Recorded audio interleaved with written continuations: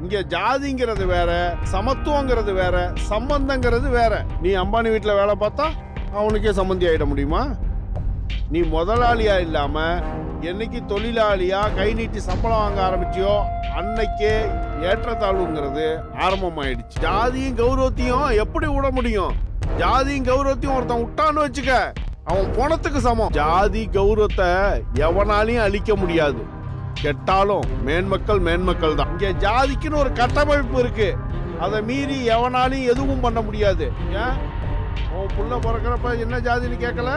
உன் புள்ளைய பள்ளிக்கூடத்துல சேர்க்கிறப்ப கேட்கல? அப்பெல்லாம் தேவைப்படுது இல்ல ஜாதி.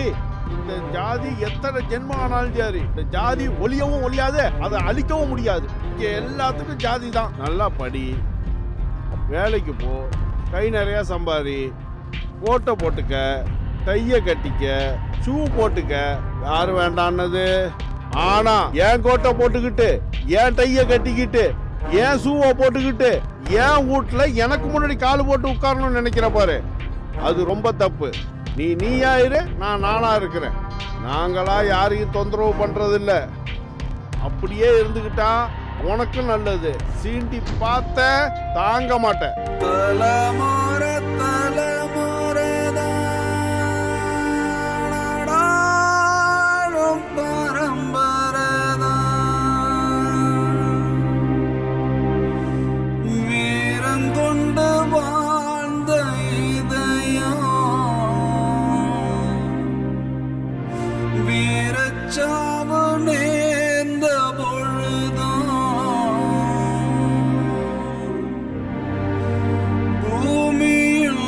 காலம் வர